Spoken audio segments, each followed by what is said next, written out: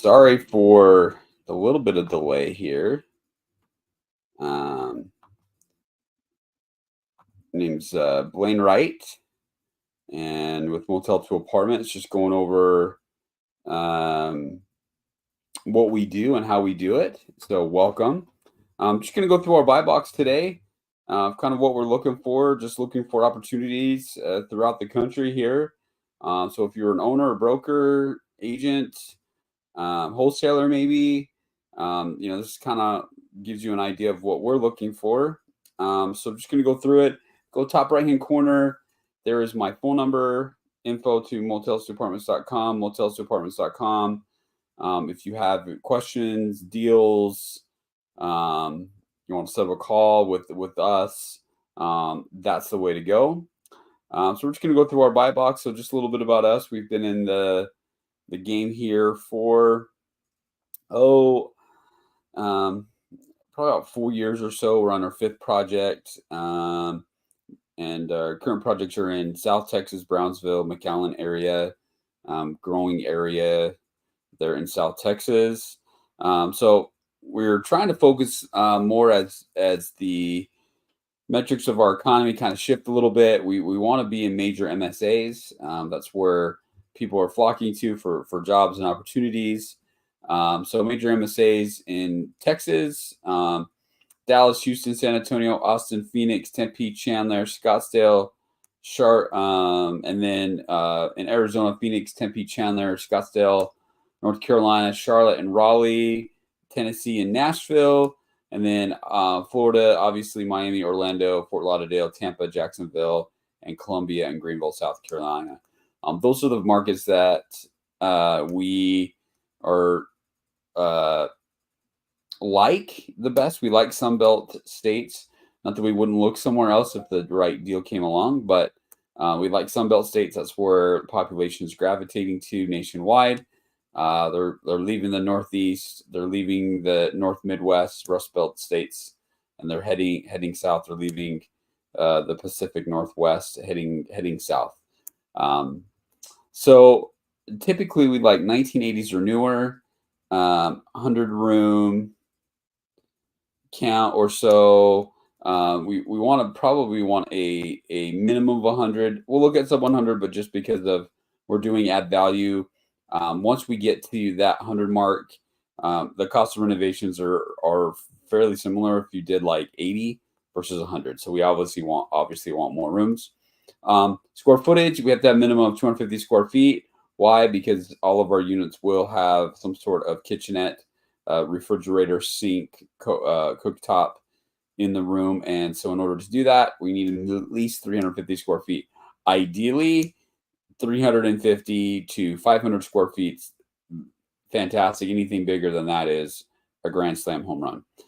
We are flexible on the type of rooms. It doesn't have to have a kitchenette, but we do prefer a kitchenette. Our amenities, we are flexible on those amenities, but we do like, especially in the Sunbelt states, we like to have for the property to have a pool. We like for the property to have a workout facility, some common areas for people as well. Stories, we're flexible. Ideally, probably 3 to 4 stories would be our max. Anything higher than that, you're probably gonna be looking at a dense metro area, and at that point, it's a totally different animal. Ideally, we like independent hotels. And the reason that is because we want to avoid liquidated damages. Those can be very, very expensive. I've seen liquidated damages north of $500,000. And so when you're talking about maybe a $3 million property, that $500,000 could totally disrupt the deal.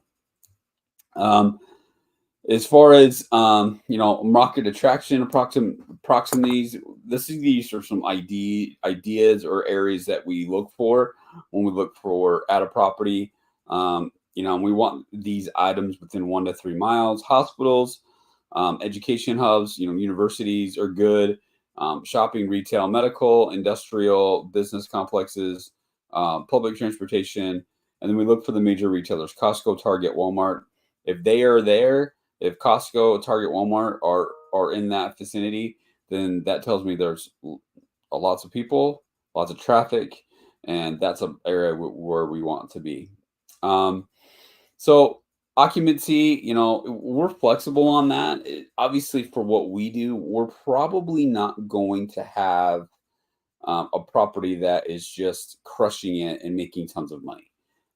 The typically the people that we deal with are the struggling hotelier, somebody that either it's struggling, the property struggling maybe with deferred maintenance. They're struggling physically with their deferred maintenance and don't have the means to get it up to standard. And then the other thing is as well, maybe it's just a tired owner, right? We've run into lots of hoteliers. Hey, you know what? I'm 65. I've owned this property for 20 years. I'm just ready to move on. I'm ready to do something different.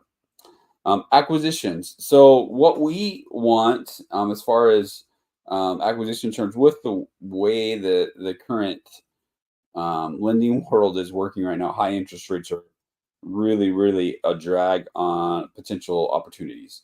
Lending money is very costly right now. Interest rates are high, and so it just really, really hurts a deal.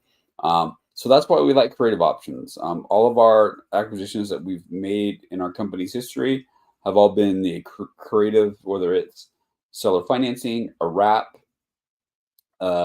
taking over payments, some type of creative acquisition. That is what we do. That is usually what works best for both buyer and seller. It works best for us because we can be flexible on what we can do, and it leaves some of our reserves to be able to update the property.